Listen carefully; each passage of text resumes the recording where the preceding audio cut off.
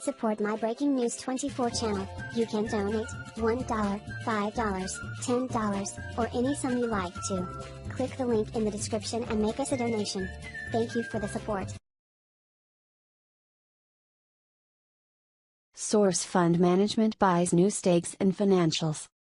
Soros Fund Management, the firm that invests the personal fortune of billionaire investor and philanthropist George Soros, took a handful of new positions in financial stocks during the fourth quarter as the sector was buoyed by Donald Trump's presidential victory.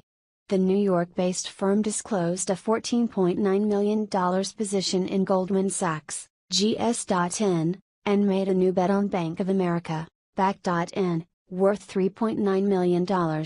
One of its biggest buys during the last 3 months of 2016 was a call option on the S&P Select Sector SPDR fund, financial sector worth $72.6 million.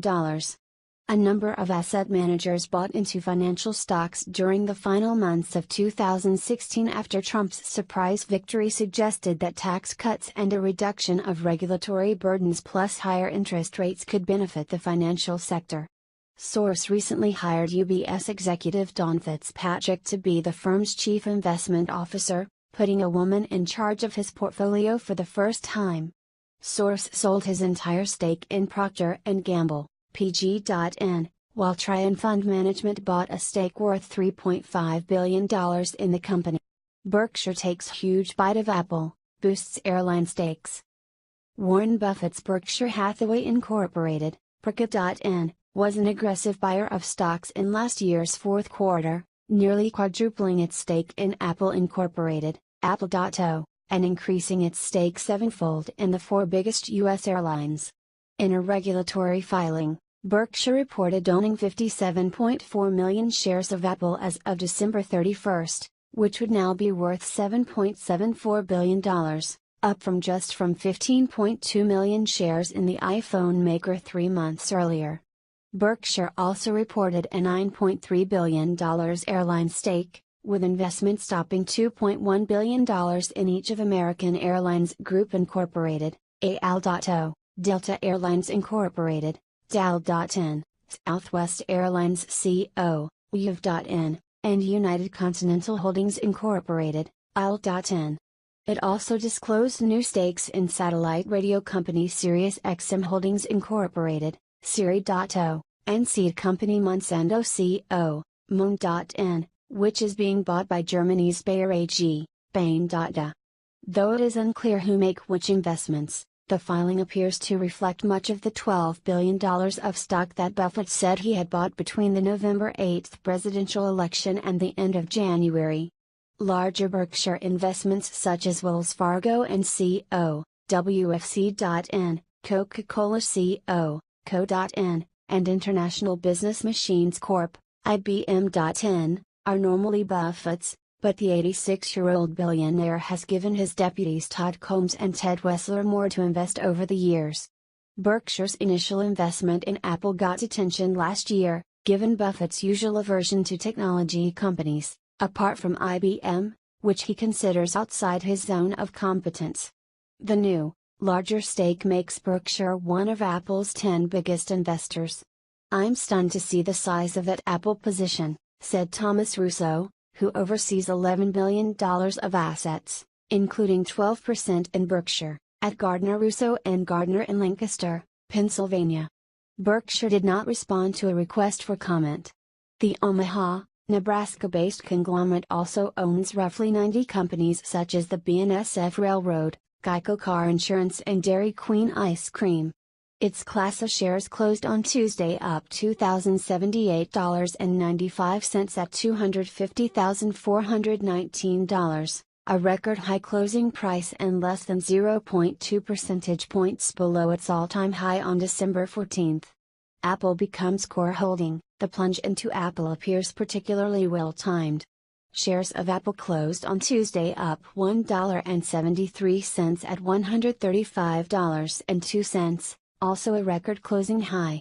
Assuming Berkshire has not sold its stake, Apple's 16.6% gain this year would leave it with a $1.1 billion paper profit in 2017 alone. It had been widely believed that Berkshire's initial investment came from Combs or Wessler. But their decisions have sometimes influenced Buffett, as when Berkshire last year paid $32.1 billion for aircraft parts maker Precision Castparts Corp., once a Combs investment. It's quite possible that Warren woke up and began to understand the virtues of Apple that he had been neglecting, or, like with Precision Castparts, Todd or Ted had an affinity for Apple that sparked interest from Warren, Russo said. Combs and Wessler are the leading candidates to eventually succeed Buffett as Berkshire's chief investment officer.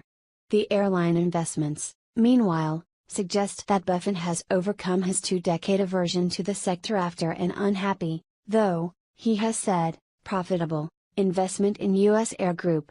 Buffett told talk show host Charlie Rose in an interview last month that it was in large part his decision to dive back into airlines. The industry was once balkanized, but now it is bulking up, and has come to realize that an empty seat is a perishable asset, Russo said. More planes are traveling more full. Shares of American, Delta, Southwest and United, as well as Apple, Monsanto and Sirius, rose in after-hours trading.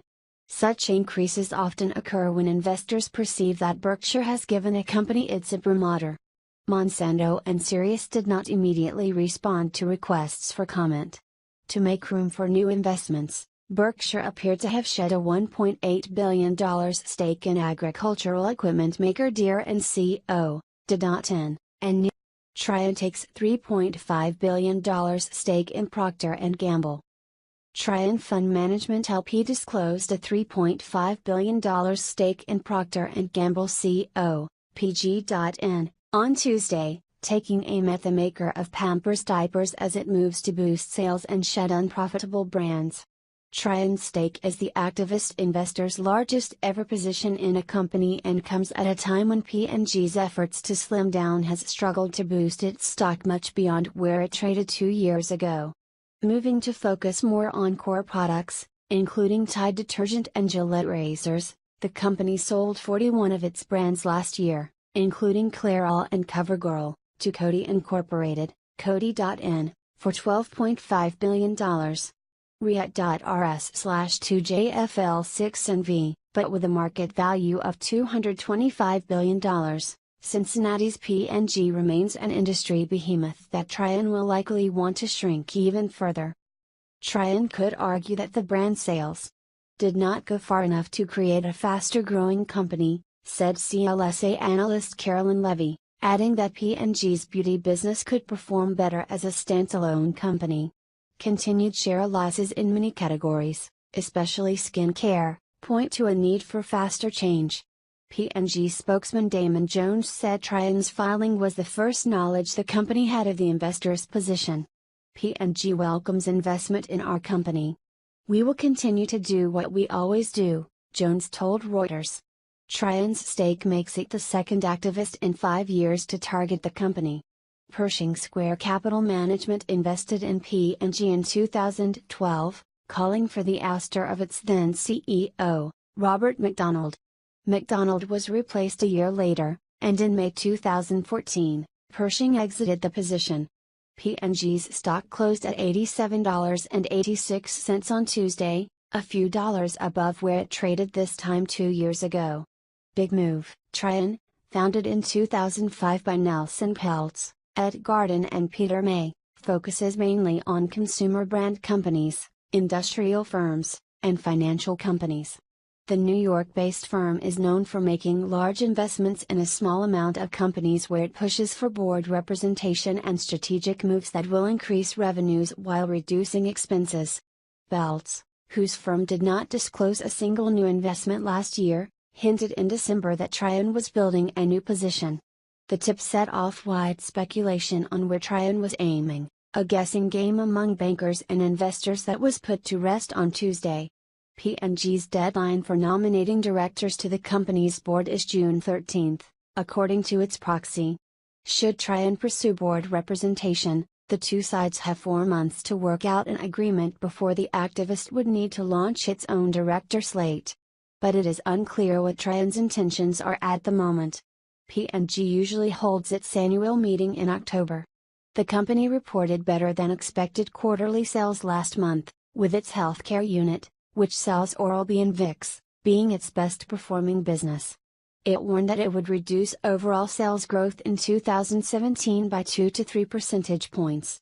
The healthcare and beauty business, which houses. If you like to receive more news on our YouTube channel, please click the subscribe button. If you like to receive an alert every time a new upload is made, hit the bell. Give us a like to the video or dislike if you agree or not to the news. Be proactive. Is your life and the news will serve your day. Finally, leave us your opinion in the comment section on what you think about the subject. Thank you and stay tuned to Breaking News 24.